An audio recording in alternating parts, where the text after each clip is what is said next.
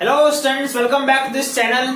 मैं हूं संदीप गुप्ता और रोटेशनल मोशन के आज इस लेक्चर में हम लोग टॉर्क पे कुछ न्यूमेरिकल सॉल्व करेंगे।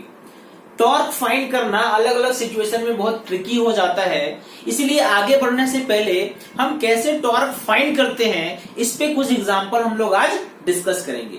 लास्ट लेक्चर में मैंने आपको टॉर्क के बारे में समझाया था, how torque can be express, what is torque, है ना, इसको ज्योमेट्रिकली डिफाइन किया था और इसके एक दो एग्जांपल मैंने आपको समझाए थे। बट आज हम प्रॉपर कुछ न्यूमेरिकल्स लेंगे, अच्छे न्यूमेरिकल्स, स्टैंडर्ड न्यूमेरिकल्स, जिसमें हम टॉर्क अलग अलग तरीके से फाइंड करेंगे। ठीक है, इसका प्रैक्टिस बहुत जरूरी है, फिर इसके बाद हम आगे बढ़ेंगे, टॉर्क को मोमेंट ऑफ इनर्शिया से और बाकी चीजों से हम रिलेट करेंगे और उस पर क्वेश्चन सॉल्व करेंगे। तो आज का लेक्चर क्या है, आज मैं क्या लेके आया हूं आपके लिए, टॉर्क पे कुछ अच्छे न्यूमेरिकल्स। ठीक है, तो चलिए स्टार्ट करते हैं ये लेक्चर जिसमें हम लोग टॉर्क पे कुछ क्वेश्चन सॉल्व करेंगे।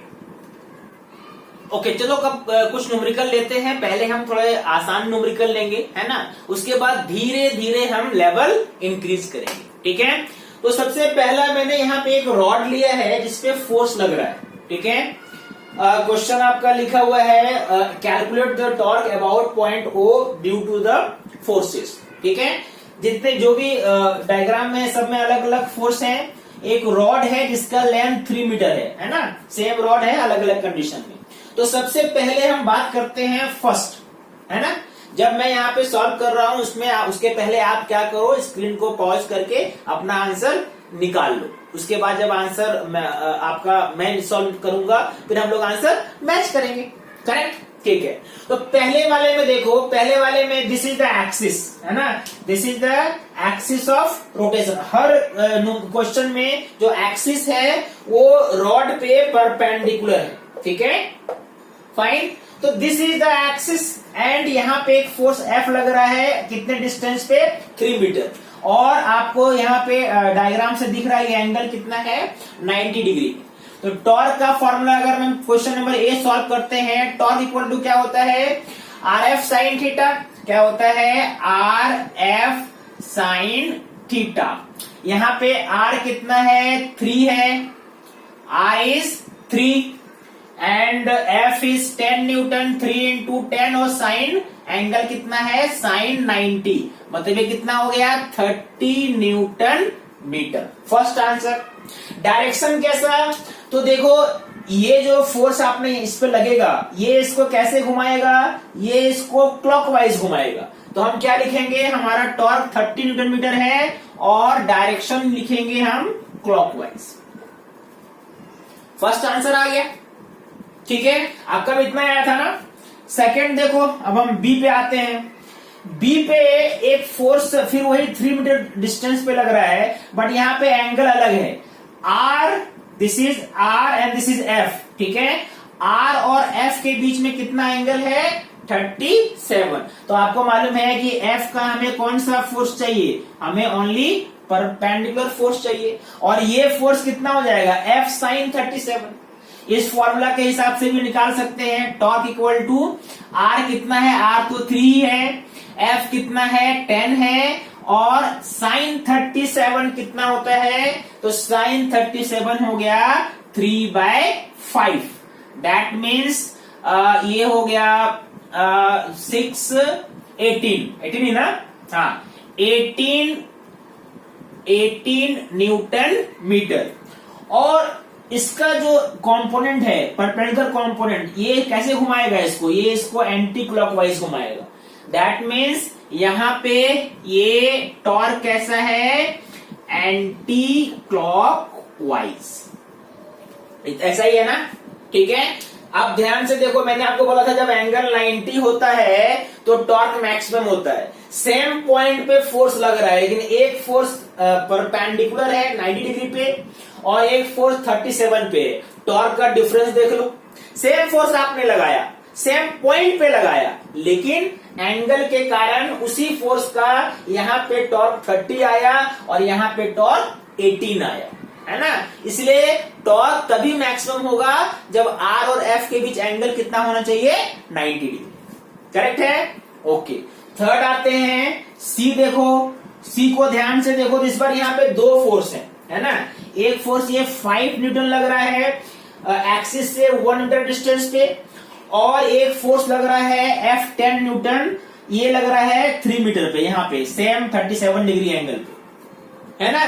तो यहाँ पे देखो, अब टॉर्क जब एक से ज्यादा हो तो आपको देखना है कि कौन क्लॉकवाइज टॉर्क है, कौन एंटी क्लॉकवाइज है, किसको ऐड कर सकते हो, किसको माइनस कर सकते हो, कौन सा टॉर्क हम पॉजिटिव लेंगे, कौन सा टॉर्क हम नेगेटिव लेंगे। इसमें कोई ऐसा रूल नहीं है। आपने अगर क्लॉकवाइज को मान लिया पॉजिटिव, तो एंटी क्लॉकवाइज को क्या मानेंगे, नेगेटिव मानेंगे। यहाँ पे देखो, ये जो फोर्स है ये इस एक्सिस के अबाउट भी ऐसे ही घुमाएगा रॉड को, और इसका जो परपेंडिकुलर कंपोनेंट होगा इधर, ये भी इसको इधर ऐसे ही घुमाएगा। यानी दोनों टॉर्क एंटी क्लॉकवाइज है। चलो मैंने एंटी क्लॉकवाइज को मान लिया पॉजिटिव, यानी दोनों पॉजिटिव है, यानी नेट टॉर्क जब निकालेंगे इन दोनों टॉर्क को हम क्या करेंगे, ऐड करेंगे। यानी अगर मैं इस वाले कंडीशन में हम क्या फाइंड करना है, नेट टॉर्क फाइंड करना है। और नेट टॉर्क क्या हो जाएगा, अभी इसके लिए तो एंगल 90 दिख रहा है आपको, तो पहले इसका निकाल लो 1 इंटू 5, 1 इंटू 5, और इसके लिए एंगल कितना है, साइन 90, और इसके लिए कितना डिस्टेंस है 3, दैट मीन्स 3 इंटू 10, और इसके लिए एंगल कितना है, साइन 37, कितना आएगा ये तो चलो 1 इंटू 5 साइन 91 हो गया, और साइन 37 कितना होगा, 3/5, 3 इंटू 10 इंटू 3/5, ठीक है। यानी ये अभी आपने फाइंड भी किया था, कितना आएगा ये 18 प्लस 5 कितना हो गया, 23 न्यूटन मीटर, और डायरेक्शन क्या है, एंटी क्लॉक वाइज, करेक्ट है, ओके। उसके बाद चलो ये हो गया, अब आते हैं डी पे। डी देखो, डी कैसे करेंगे, डी में 3 फोर्स है, एक देखो यहाँ पे 5 न्यूटन, एक यहाँ पे 10 न्यूटन, और एक और 10 न्यूटन यहाँ पे अलग अलग पॉइंट पे लग रहा है, अलग अलग डायरेक्शन में। तो फिर से आप सबसे पहले यहाँ पे देखो, ये इसका जो टॉर्क होगा ये इसको एंटी क्लॉकवाइज घुमाएगा।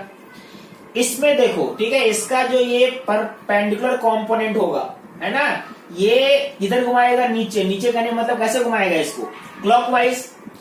और ये फोर्स पे जरा सा ध्यान दो, ये फोर्स जो है 10 न्यूटन, इसका डायरेक्शन एक्सिस को इंटरसेक्ट कर रहा है। अगर इसको आगे बढ़ाओगे तो एक्सिस को जाके इंटरसेक्ट करेगा, मतलब इसके कारण कोई टॉर्क नहीं होगा, नो टॉर्क, ठीक है। यानी जो फोर्स एक्सिस को इंटरसेक्ट करता है उसके कारण टॉर्क नहीं होता है। तो यहाँ पे कोई टॉर्क नहीं, बस इन दोनों पे ध्यान देना है, एक एंटी क्लॉकवाइज एक क्लॉकवाइज। तो एक को अगर आपने प्लस माना तो एक को क्या लेंगे, माइनस लेंगे। चलो मैंने एंटी क्लॉकवाइज को प्लस माना तो क्लॉकवाइज क्या हो जाएगा, माइनस, ठीक है।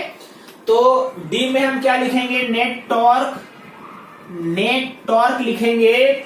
सबसे पहले तो ये देखो 5 न्यूटन है, 1 मीटर पे है, और एंगल 90 पे है, तो पहला वही कंडीशन है 1 इंटू 5, है ना, इंटू साइन 90, ओके। इसको हमें चलो लेना है माइनस, है ना, हमारा जो आंसर आएगा वो एंटी क्लॉकवाइज में आएगा, ओके। अब यहाँ पे कौन सा एंगल है, ये 37 एंगल, देखो आर और एफ के बीच का एंगल नहीं है, आर कैसा है, आर इधर है, ठीक है, और एफ इधर है, तो आर और एफ के बीच में आपको एक्चुअल में ये एंगल चाहिए, और ये अगर 37 है तो ये एंगल कितना हो जाएगा, 53। यानी इस बार क्या लिखेंगे, कितना फोर्स है, 10 न्यूटन और 2 मीटर के डिस्टेंस पे, तो 2 इंटू 10 इंटू साइन 53 क्यों आया, समझ में आया आपको। एंगल हमेशा आर और एफ के बीच का लेते हैं, ठीक है। आपको ये एंगल दिया हुआ था, आपको कौन सा एंगल चाहिए, आर और एफ के बीच का, ओके। ये कितना हो गया, ये तो चलो 5 ही हो जाएगा, और साइन 53 कितना होता है यार, ये होता है 4/5, सिंपल सा, ठीक है। ये कितना हो गया, 16, मतलब 5 माइनस 16, अरे नेगेटिव में आ गया यार, 5 माइनस 16 मतलब -11 न्यूटन मीटर, है ना। आपने क्या माना है इसको, आपने माना है एंटी क्लॉकवाइज, आप एंटी क्लॉकवाइज निकाल रहे हो, एंटी क्लॉकवाइज में माइनस निकला, इसका मतलब एक्चुअल आंसर क्या होना चाहिए? एक्चुअल आंसर होना चाहिए 11 न्यूटन मीटर क्लॉकवाइज। अगर आप नेगेटिव से चाहते हो इसको पॉजिटिव करने का मतलब टॉर्क कैसा है, ये क्लॉकवाइज है और कितना आंसर है 11 न्यूटन मीटर। ठीक है, तो बेसिक्स कुछ क्वेश्चन है, आपको थोड़ा थोड़ा कॉन्सेप्ट क्लियर हो रहा है। चलो अब आप कुछ और अच्छे प्रॉब्लम करेंगे, पहले आप इसको एक बार रिवाइज करो। चलो अब आते हैं 2 डायमेंशनल बॉडी पे। ये एक स्क्वायर लेमिना है जिसमें 3 फोर्स लग रहा है, देखो यहाँ पे 2F, यहाँ F और यहाँ 5F। स्क्वायर का साइड D है and this is the axis. ठीक है, आपको बताना इस एक्सिस के अबाउट टोटल टॉर्क कितना है। फिर से आप एक से ज्यादा फोर्स है तो इंडिविजुअल सबका टॉर्क निकालेंगे और डायरेक्शन के हिसाब से प्लस या माइनस करेंगे, है ना। क्लॉकवाइज और एंटी क्लॉकवाइज देख लेंगे। तो सबसे पहले हम एक एक चेक करते हैं। इसको देखो, ये चूंकि नीचे आप लगा रहे हो तो ये इसको कैसे घुमाएगा, ये इसको इस एक्सिस के अबाउट कैसे घुमाएगा, क्लॉकवाइज। करेक्ट है। यहां पे सेकंड देखो, ये इसको ऐसे घुमाएगा, मतलब ये इसको घुमाएगा एंटी क्लॉकवाइज। और ये जो F है 5F है, इसमें 2 फोर्स है ना। इसके 2 कंपोनेंट हो सकते हैं। ये इसका लाइन ऑफ एक्शन है, इसका एक फोर्स इधर है। ये 37 लिया आपने तो ये भी हो गया 37, है ना। यानी ये फोर्स हो गया, अगर ये आप कितना लिया आपने 5F लिया है तो ये हो गया 5F cos 37। ठीक है, और एक ऊपर लगेगा इसका, और ये कितना होगा 5F sin 37। चलो अब जल्दी से बताओ इसका आंसर क्या आएगा। अब तो सिंपल हो गया ना। अब ये देखो, ये जो 5F cos 37 है ना, ये जो है ये इस पे ये किधर घुमाएगा इसको, ये अगर आप इसको इस एक्सिस के हिसाब से देखो तो ये इधर घुमाएगा इसको। ठीक है, ओके। ये इसको ऊपर खींच रहा है ना। ये अगर ऊपर खींच रहा है मतलब इसका भी टॉर्क का डायरेक्शन इधर ही होगा। यानी अगर आप डायरेक्शन को ध्यान से समझो तो 1 2 3, ये जो 3 फोर्स है ये दोनों एक्चुअली इसी का कंपोनेंट है। हमें मालूम है कि ये इसको ऐसे ही घुमाएगा। तो ये तीनों चूंकि अगर आप सेम डायरेक्शन में लोगे तो ये तीनों को ऐड करोगे और इसका जो टॉर्क होगा उसको माइनस करोगे, क्योंकि इसका डायरेक्शन क्लॉकवाइज है, इन तीनों का एंटी क्लॉकवाइज। ठीक है, ओके। अब चलो अब मुझे बताओ नेट टॉर्क कितना आएगा। नेट टॉर्क फाइंड करते हैं। सबसे पहले मैं लेता हूं इसका 2F। ठीक है, ये एक्सिस है, देखो this is the axis. Axis चूंकि लेमिना पे परपेंडिकुलर है तो कोई भी डिस्टेंस जब हम लेंगे, है ना, लाइन ऑफ एक्शन का फोर्स का डिस्टेंस लेंगे वो एक्सिस पे परपेंडिकुलर ही आएगा। ठीक है, ध्यान से समझना इसको। अब देखो आर जब आप लोगे, चलो मैंने ये लिया, this is a line of action, और ये आपने ऐसे आर लिया। ये आर कितना है यहाँ पे पूरा, अगर डी है तो ये कितना हो जाएगा D/2, एंड ये एंगल कितना हो गया, what is this angle 90 degree. तो फोर्स कितना लग रहा है 2F, डिस्टेंस D/2 और एंगल 90 डिग्री। तो टॉर्क के फॉर्मूला के हिसाब से D/2 इन 90 डिग्री। ठीक है, इसका टॉर्क हो गया। करेक्ट है, ओके। अब इसके टॉर्क में आते हैं। देखो पहले आप इसका इस सेकंड इसका लेते हैं, कौन सा 5F cos 37। इसका लाइन ऑफ एक्शन ऐसा है और लाइन ऑफ एक्शन का डिस्टेंस एक्सिस से ये डिस्टेंस भी कितना होगा D/2, और ये एंगल भी क्या है 90 डिग्री। ठीक है, ध्यान समझना इसको। ये R है, ये F है और ये बीच का एंगल 90 है।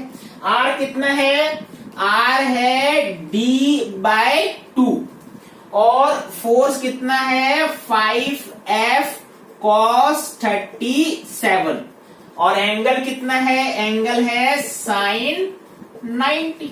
यही है ना, सही है, ओके। एक और फोर्स इसका देखो, इसको आपने 2 कॉम्पोनेंट में तोड़ा था, ये कॉम्पोनेंट का हो गया। अब इसका ले लो 5F sin 37, ये भी एंटी क्लॉकवाइज ही घूम रहा है।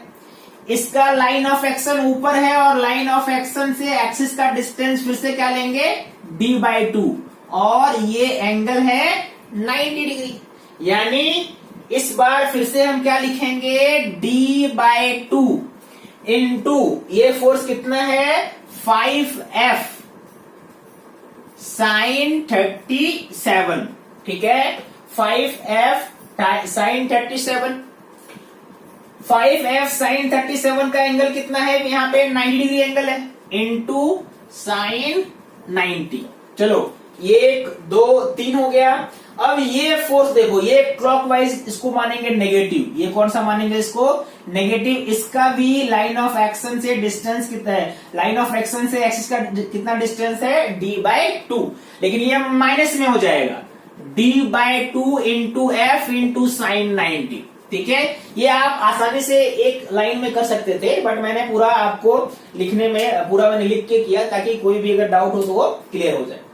अब कितना होगा देखो, ये आपका हो गया d इंटू एफ पहला, प्लस ये हो गया d इंटू एफ, ठीक है, d/2 into 5F into cos 37, cos 37 is 4/5, sine 90 तो 1 है, प्लस यहां पे आ जाओ फिर से d/2 इंटू 5F इंटू 3/5 और minus d/2 into F, correct है।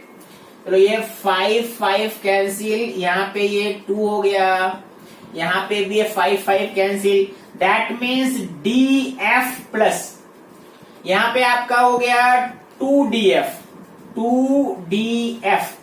प्लस यहाँ पे हो गया 3/2df माइनस df/2। तो 3/2df में 1 df/2 माइनस कर दो, ये क्या हो जाएगा, क्या बच जाएगा आपके पास, df बच जाएगा। तो df plus df, 2df plus 2df मतलब 4df, और आपने किसको माना है, एंटी क्लॉकवाइज को माना है पॉजिटिव, तो anti clockwise, that is the answer. आप इसको बिना कंपोनेंट में तोड़े हुए भी सॉल्व कर सकते थे, ठीक है, क्योंकि अगर आप वैसे करते तो आपको कौन सा डायरेक्शन लेना पड़ता, आपको ये डायरेक्शन लेना पड़ता है ऐसे, ठीक है, this is the direction that you will take, उसमें भी आंसर वही आता, ठीक है। चेक करो एक बार आंसर। ओके चलो अब थोड़ा सा लेवल बढ़ाते हैं, है ना। अब हम सीखते हैं टॉर्क में एक बहुत इंपॉर्टेंट कॉन्सेप्ट आता है, point of application of force, ठीक है। Point of application of force क्या है, मैं आपको इस न्यूमेरिकल से समझाता हूँ, बहुत ही इंपॉर्टेंट टॉपिक है ना। क्वेश्चन पहले पढ़ लेते हैं। क्वेश्चन है, three forces are applied to a square plate as shown in the figure. Find the magnitude, direction and point of application of the resultant force if this point is taken on side BC. ये एक square plate है जिसका side नहीं दिया हुआ है, आप मान लो कि साइड आपका x है, ठीक है, लेट सपोज मैंने साइड को x एज्यूम कर लिया। अब कह रहा है कि इस पे 3 फोर्स लग रहा है, F और √2F। आपको बताना है कि इसका रिजल्टेंट फोर्स पहले बताओ कितना मैग्नीट्यूड होगा, डायरेक्शन होगा, वो आसान है, वो हम निकाल लेंगे। उसके बाद हमें बताना है कि what is point of application of this force, अगर वो पॉइंट आप BC पे लोगे तो, है ना। तो सबसे पहले हम रिजल्टेंट फोर्स निकालते हैं मैग्नीट्यूड में और डायरेक्शन में, फिर मैं आपको समझाता हूं पॉइंट ऑफ एप्लीकेशन कैसे निकालें, सही है।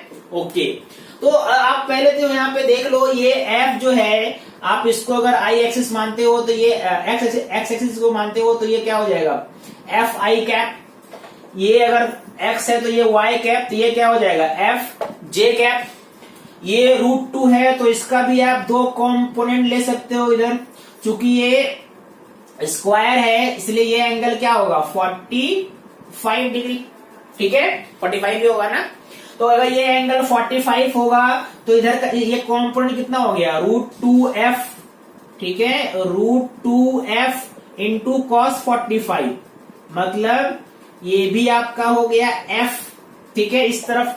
और ये साइन 45 निकालोगे तो ये भी क्या आएगा, ये भी एफ ही आएगा, √2f इंटू साइन 45 भी उतना ही होता है, यानी नीचे भी कितना हो गया एफ। ओके, तो मुझे नेट रिजल्टेंट तो चलो ये आप निकाल लोगे, मुझे मालूम है कितना आया आपका, आप एक बार देख लो। मैं यहाँ पे लिखता हूँ वेक्टर फॉर्म में, ऊपर से स्टार्ट करते हैं। वो एफ आई कैप है, एफ आई कैप, ठीक है, इधर से घूमते हैं, एक और एफ आई कैप मिला आपको प्लस एफ आई कैप, ये नेगेटिव वाई एक्सिस है तो माइनस एफ जे, और ये पॉजिटिव वाई एक्सिस है तो प्लस एफ जे। चलो ये कैंसिल हो गया, यानी नेट फोर्स हो गया 2f आई कैप।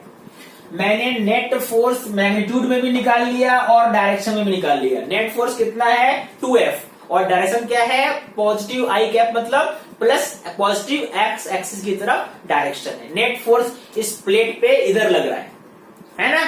अब इस फोर्स का पूछता है पॉइंट ऑफ एप्लीकेशन बताओ। तो पॉइंट ऑफ एप्लीकेशन क्या होता है कि अभी अलग जो तीन फोर्स आपको दिख रहा है एफ और √2f, ये तीनों फोर्स मिलकर कितना टॉर्क प्रोड्यूस कर रहे हैं, ठीक है, अबाउट एनी पॉइंट, किसी भी कोई भी आप पॉइंट ले लो, ये तीनों फोर्स मिलके जितना टॉर्क प्रोड्यूस कर रहे हैं उतना ही टॉर्क अगर इस जो रिजल्टेंट फोर्स 2f करेगा प्रोड्यूस, तो इस 2f को कहां लगाना चाहिए, इस BC पॉइंट BC लाइन पे ये जो रिजल्टेंट फोर्स है 2f कहां एक्ट करना चाहिए कि इसका टॉर्क अभी जो सिस्टम पे फोर्स लग रहा है उसके टॉर्क के इक्वल हो जाए, ठीक है। तो पहले तो आप इसका टॉर्क निकालो कि ये तीनों फोर्स मिलके कितना टॉर्क प्रोड्यूस कर रहे हैं, है ना। मान लो मैंने अबाउट पॉइंट C निकाला, ठीक है, इस पॉइंट के अबाउट मुझे टॉर्क निकालना है, F का निकालेंगे, इस F का निकालेंगे और √2f का निकालेंगे, ठीक है, ओके। अब जब ये निकल जाएगा उसके बाद उसको हम इक्वल करेंगे कि 2f अगर उतना ही टॉर्क करेगा प्रोड्यूस, सॉरी, तो 2f कहां पे लगेगा। तो मान लो कि ये BC लाइन पे 2f मैंने यहां लगाया, रिजल्टेंट फोर्स किधर लग रहा है, इधर लग रहा है पॉजिटिव एक्स एक्सिस, ये है 2f, और ये डिस्टेंस मान लो मैंने लिया L, यही डिस्टेंस पूछ रहा है आपसे, इस पॉइंट को P मान लो आप, वो P पॉइंट कहां पे है, तो मान लो P पॉइंट मैंने माना C से L डिस्टेंस दूर है, ठीक है, और चूंकि ये पॉजिटिव एक्स एक्सिस की तरफ है और ये लाइन के हिसाब से ये एंगल कितना निकलेगा आपका, this angle is 45 degree, correct है, ओके। अब सबसे पहले तो इन तीनों का टॉर्क निकालो, मुझे बताओ कि F का टॉर्क कितना होगा, है ना। Torque produced by all three forces, तो torque produced by all three forces, सबसे पहले F का निकालते हैं।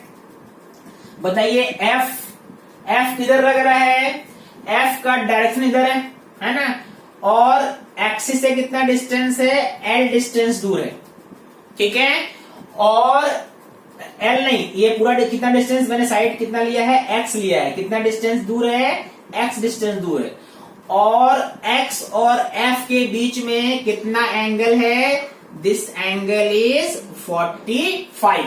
तो फॉर्मूला क्या होगा, RF sine theta XF sine 45, मतलब X into F into sine 45, ठीक है।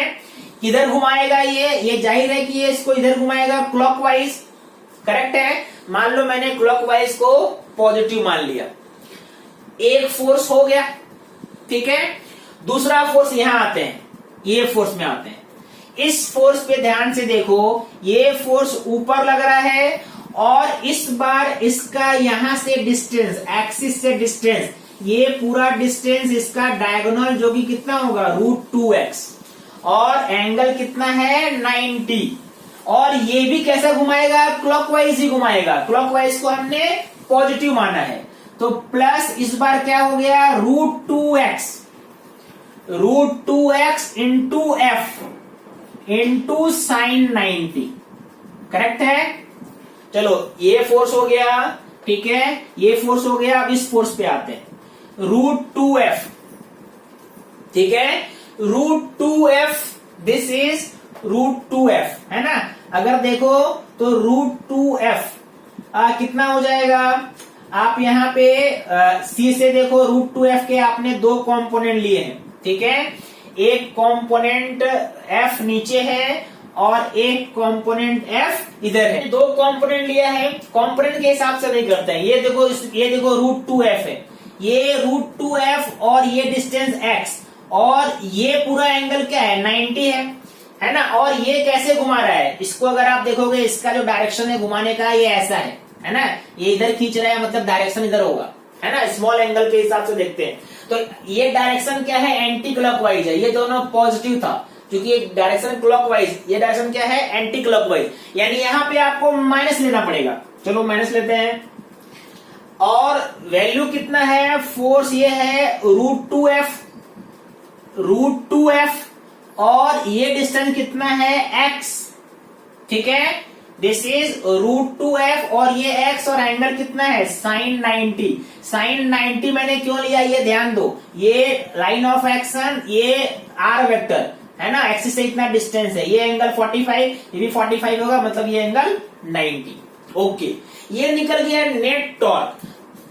ये हम नेट फोर्स नहीं निकाल रहे हैं क्या, नेट फोर्स निकल गया। अब हम ये यहाँ पे क्या, टॉर्क, ये कितना आया XF, this is XF upon √2, okay, plus this is √2XF and this is also minus √2FX, correct है।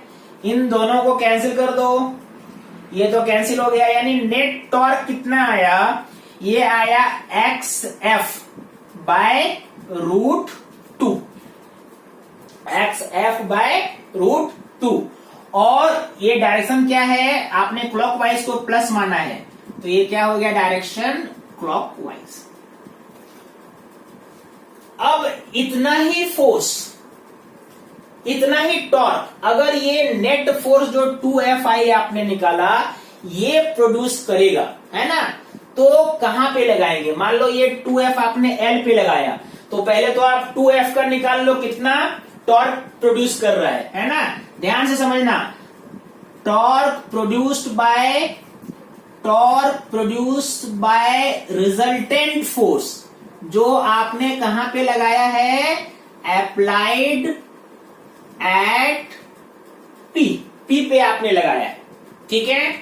यहां पे ध्यान से देखो, ये 2F है और ये L है, और एंगल कितना है दोनों के बीच 45, तो ये कितना हो जाएगा, this torque will be 2F into L into sine 45, ये कितना आ जाएगा, दिस इज 2FL इंटू 1/√2, यानी ये आंसर आया √2FL।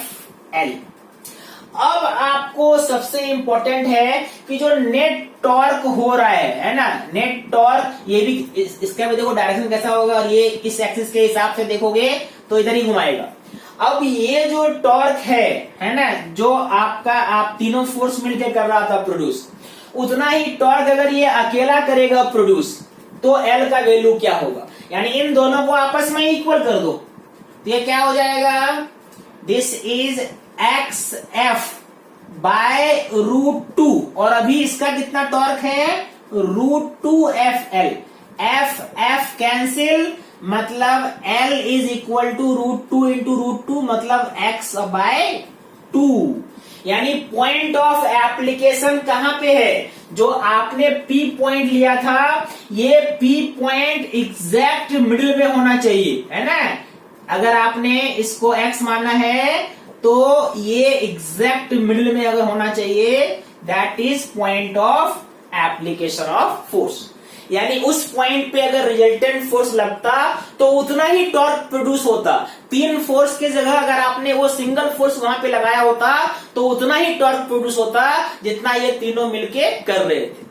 कॉन्सेप्ट क्या है, बहुत सिंपल, तीनों का अलग अलग टॉर्क निकाल लिया, पहले नेट टॉर्क, उसके बाद जहां पे कोई भी पॉइंट चुन लो और वहां पे उस नेट फोर्स को निकाल दो, उसका टॉर्क और इन तीनों का टॉर्क आपस में इक्वल करेंगे तो पॉइंट ऑफ एप्लीकेशन मिल जाएगा। ठीक है, ध्यान से देख लीजिए। ओके, अब चलो नेक्स्ट क्वेश्चन में आते हैं। ये क्वेश्चन प्रोजेक्टाइल से है रिलेटेड, है ना। प्रोजेक्टाइल एक सिंपल सा कोई प्रोजेक्टाइल है जिसको आपने v0 स्पीड से theta angle with the horizontal आपने थ्रो किया है, और एट एनी पॉइंट, है ना, आपको बोला जाएगा टी टाइम के बाद आप बताओ कितना टॉर्क है उस बॉडी के वेट का about the point of projection, है ना। पढ़ लीजिए क्वेश्चन एक बार। A particle of mass m is projected with speed v0 at an angle theta with horizontal. Find the torque of the weight, है ना, किसका, कौन से फोर्स का निकालना है torque? Torque of the weight of particle about point of projection after time t। ठीक है, देखो बहुत ही सिंपल तरीके से निकालेंगे। पहले जनरल हम निकाल लेते हैं, फिर किसी खास टाइम पे निकालने के लिए अगर पूछा जाए तो कैसे करेंगे। मान लो अगर आपने एक प्रोजेक्टाइल पाथ ऐसे बनाया, ठीक है, आपने स्पीड कौन से, किस स्पीड से थ्रो किया था? v0, किस एंगल से? थीटा।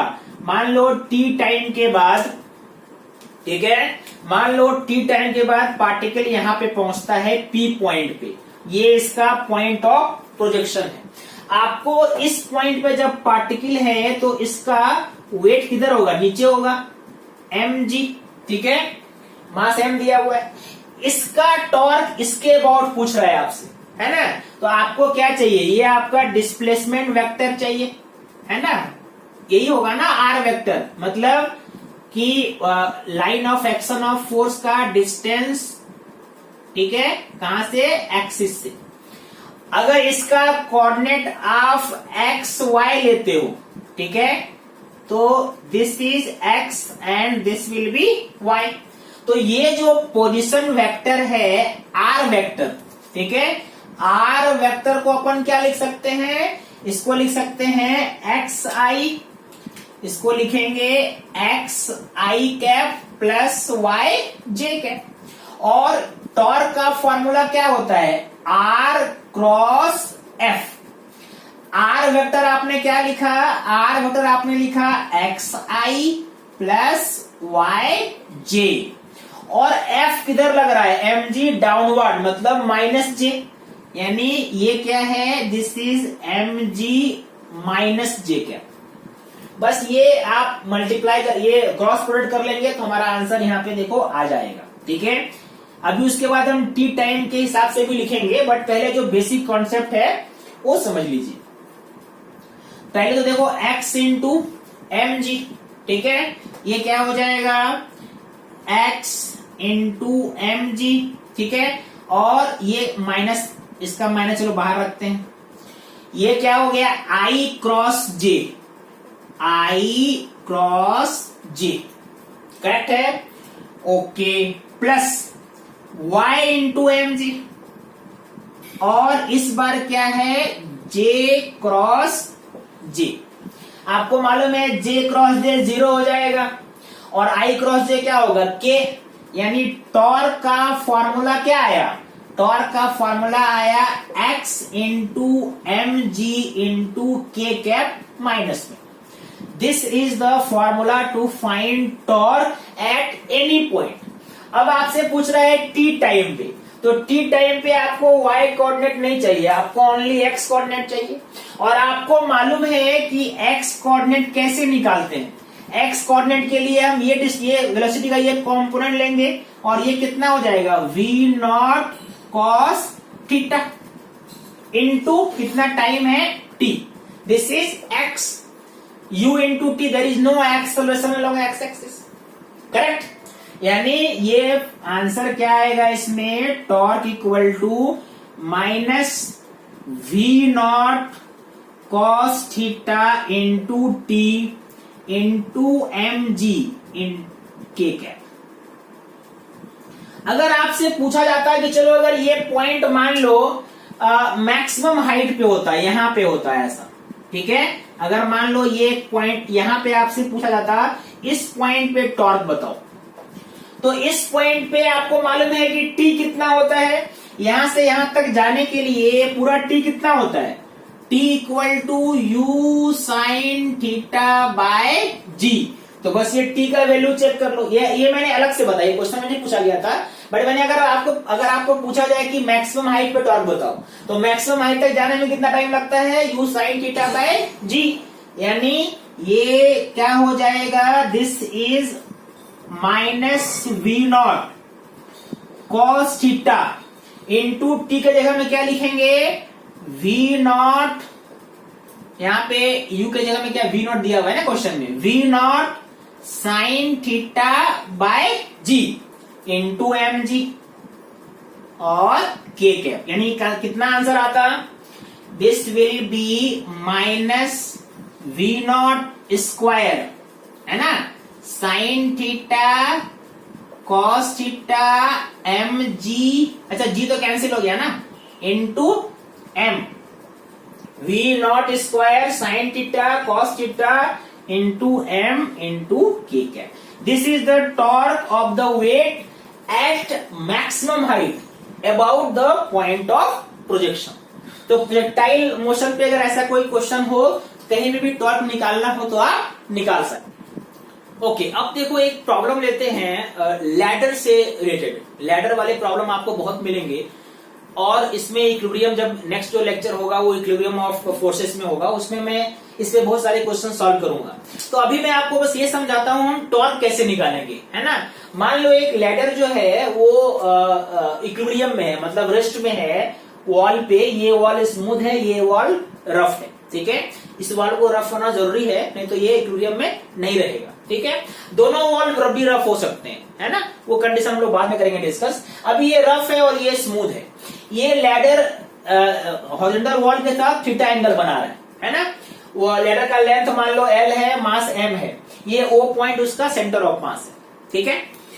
अब आपसे पूछा जाए कि बताओ टॉर्क, है ना, आपसे पूछा जाए कि चलो टॉर्क बताओ अबाउट पॉइंट A, ठीक है। तो सबसे पहले आप देखो कौन कौन सा फोर्स यहां काम कर रहा है। इसका जो वेट होगा mg, वो सेंटर ऑफ मास पे काम कर रहा होगा, ठीक है। ये फोर्स है mg। यहां पे जो नॉर्मल फोर्स होगा ये ऊपर होगा n1, और यहां पे नॉर्मल फोर्स इधर होगा, this will B n2, correct है। n1 को चलो ये m1g बैलेंस करेगा, n2 को बैलेंस करने के लिए यहां पे क्या चाहिए, यहां पे फ्रिक्शन चाहिए। इसका टेंडेंसी इधर स्लाइड करने का है, तो फ्रिक्शन मान लो आपने यहां पे F ले लिया, ठीक है। इतना ही फोर्स काम कर रहा है ना। अब आपको टॉर्क निकालना है ना। तो मान लो कि टॉर्क अबाउट A पूछ रहा है, तो सबसे पहले तो जान लो कि ये जो एक्सिस है, ये एक्सिस ऐसा है मान लो, तो यहाँ पे ये दो फोर्स जो F और N1 दिख रहा है, दोनों A को क्रॉस करता है, मतलब एक्सिस को इंटरसेक्ट करता है। तो अगर A पॉइंट के हिसाब से आप टॉर्क निकालोगे, if you want to find torque about point A, then this force N1 and F will not produce any torque. Why? Because they are actually intersecting the axis. ठीक है, तो ये दोनों तो खत्म, इन दोनों की कहानी खत्म, ठीक है। इसका टॉर्क होगा, और इसका टॉर्क लाइन ऑफ एक्शन ये है, this is line of action, और लाइन ऑफ एक्शन से परपेंडिकुलर डिस्टेंस ये है, यहाँ पे ये जो दिख रहा है आपको, यहां से यहां तक ये कितना होगा L/2, और उसका ये कॉम्पोनेंट कितना हो जाएगा L/2 cos थीटा। यानी ये जो mg है इसका हो गया mg into L/2 cos theta, correct है। इस पॉइंट के हिसाब से देखो, है ना, ये लैडर को नीचे लेके आएगा, मतलब ये कैसे घुमाएगा, ये घुमाएगा क्लॉकवाइज, ओके। दूसरा फोर्स आपको यहाँ पे N2 दिख रहा है ना, N2 इस पॉइंट पे लग रहा है, और N2 इस एक्सिस के हिसाब से N2 ऐसे घुमाएगा इसको, मतलब ये एंटी क्लॉक, ये अगर क्लॉकवाइज है तो ये कैसा होगा, अच्छा ये एंटी क्लॉकवाइज है क्या, हाँ ये एंटी क्लॉकवाइज है, ठीक है। और ये कैसा, नहीं सॉरी, ये ठीक, ये क्लॉकवाइज है, और ये क्या है एंटी क्लॉकवाइज, मतलब अगर आपने इसको प्लस माना तो ये क्या हो जाएगा माइनस। अब इस फोर्स का देखो, ये दिस इज फोर्स, और फोर्स का जो लाइन ऑफ एक्शन है, ये N2 लाइन ऑफ एक्शन है, और इसका परपेंडिकुलर डिस्टेंस जो एक्सिस से होगा, ये डिस्टेंस होगा, और ये यहाँ पे एक्सिस है ना, और ये लाइन ऑफ एक्शन है। इन दोनों के बीच में कितना डिस्टेंस है? ठीक है, सोच के बताओ। दिस इज फोर्स है ना, एंड दिस इज यहाँ पे एक्सिस है। तो इन दोनों के बीच में कितना डिस्टेंस है? तो इन दोनों के बीच में डिस्टेंस हो जाएगा, ये पूरा L है, तो ये कितना हो जाएगा? ये this will B L sine theta. ठीक है, आप इसको ऐसे भी समझ सकते हो, ये लाइन ऑफ एक्शन, इसको आगे बढ़ाओ और यहां से एक लाइन, ये डिस्टेंस लेंगे ना, दिस इज परपेंडिकुलर डिस्टेंस। तो ये डिस्टेंस और ये डिस्टेंस सेम है। ठीक है, ये कितना हो जाएगा? L sine theta. लेकिन इसका टॉर्क चूंकि एंटी क्लॉकवाइज है तो हम इसको माइनस ले लेते हैं, है ना। ऐसा नहीं है कि हम हमेशा क्लॉकवाइज को ही प्लस लेंगे, एंटी क्लॉकवाइज को ही प्लस लेंगे। कोई भी एक अगर आपने प्लस ले लिया तो दूसरा माइनस हो जाएगा। कितना फोर्स है ये? This force is N2 and this distance is L sine theta. अब ये N2 क्या है? तो अभी इक्विलिब्रियम में आप देखोगे कि इक्विलिब्रियम होने के लिए N2 F के इक्वल होना चाहिए और F न्यू N1 के इक्वल होना चाहिए। ठीक है, तो ऐसे वो रिलेशन हम फाइंड करेंगे, बट अभी हम उस पर नहीं जा रहे हैं। हम बस टॉर्क निकालने के लिए टॉर्क कैसे निकालेंगे उस कॉन्सेप्ट पे ध्यान दे रहे हैं, है ना। अगर आपको O के हिसाब से निकालना था तो फिर mg कोई टॉर्क नहीं लगाएगा। अगर आपने एक्सिस इसको ले लिया तो mg को करेंगे इग्नोर, N1 और N2 का निकालेंगे। अगर आपने B पॉइंट के हिसाब से निकाला होता, B पॉइंट के अबाउट, तो N2 कोई टॉर्क नहीं करेगा प्रोड्यूस, mg लेंगे और N1 लेंगे। तो ऐसे ही लेडर वाले प्रॉब्लम में हम किसी पॉइंट के हिसाब से टॉर्क निकाल सकते हैं। इसके बहुत अच्छे प्रॉब्लम हम नेक्स्ट लेक्चर में डिस्कस करेंगे, जिसमें हम बात करेंगे अबाउट इक्विलिब्रियम। ठीक है, तब तक जो मैंने आपको अभी डिस्कस किया प्रॉब्लम, उसको रिवाइज करो और कुछ और टॉर्क वाले क्वेश्चन सॉल्व करो। ठीक है, थैंक यू।